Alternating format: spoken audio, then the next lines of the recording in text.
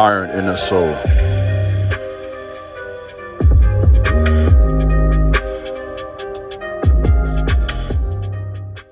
The humiliation ritual frightens your enemies.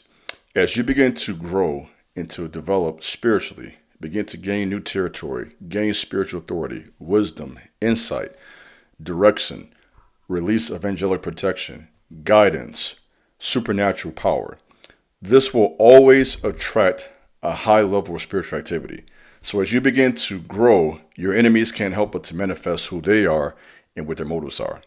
As you go through this process, many of you will begin to have many dreams. If you have 3 to 5 dreams each night with insights, meaning you're having dreams when you're in the air flying, you have dreams about different animals, you have dreams about different people, this is God Himself speaking to you and giving you insight as to how to carry yourself from a spiritual perspective, as well as what's happening naturally in the physical world, and also giving you guidance about yourself on a personal level. Having enemies is a good sign. Let me say that.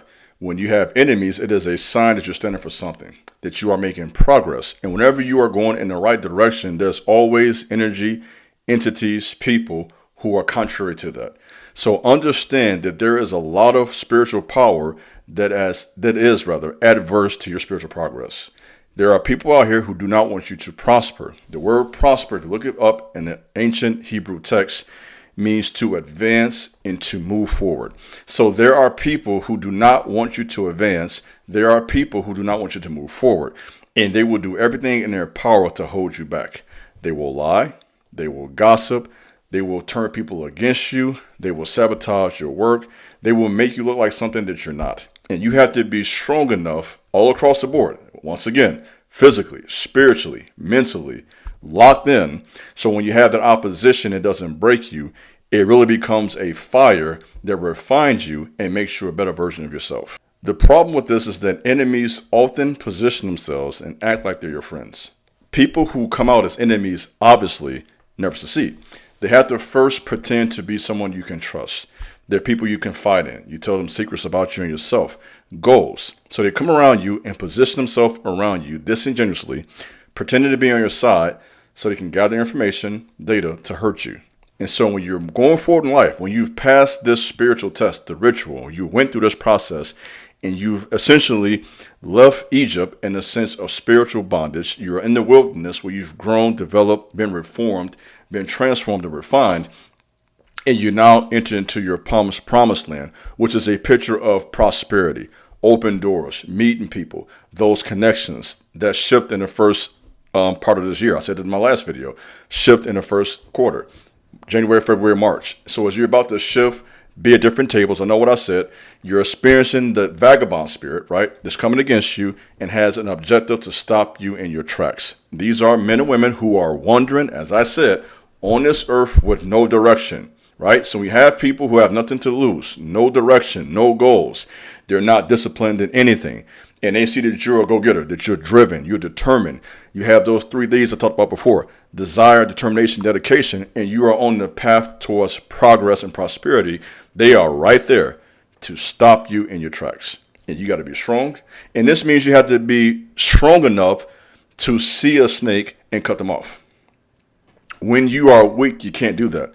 When you are weak, let's be clear here, you are afraid of confrontation. Let me talk to you. I'm your big brother. You are afraid to tell people what you really think. You are afraid to make that hard decision. But there is no way possible for you to be your best version and to go forward without having difficult conversations, without cutting some people off. That is the only way you're going to reach your promised land. Where you're going is a journey. Life is a journey. And on that journey, everyone can go with you. Imagine yourself climbing a mountain. Right? You're climbing this mountain, which speaks of really trying to do something big, right? That's a big accomplishment to climb a mountain, right? If you are doing that, you can't do that with someone attached to you. Let me talk to you.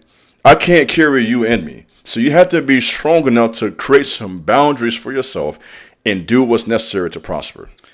So be okay with people not liking you. Be okay with separating from certain groups. Have enough courage to stand on your own 2 feet. Stop depending on people that you know in your heart do not care about you. You got intuition. You got wisdom. You got logic. You got common sense. You got God in you, some of you, guiding you, instructing you. You know what's going on around you. And so this is a challenge also to be strong enough to respect yourself and to remove yourself from certain people. Remove yourself from certain environments. Remove yourself sometimes from a certain city. And be brave enough to explore. Go to some new cities.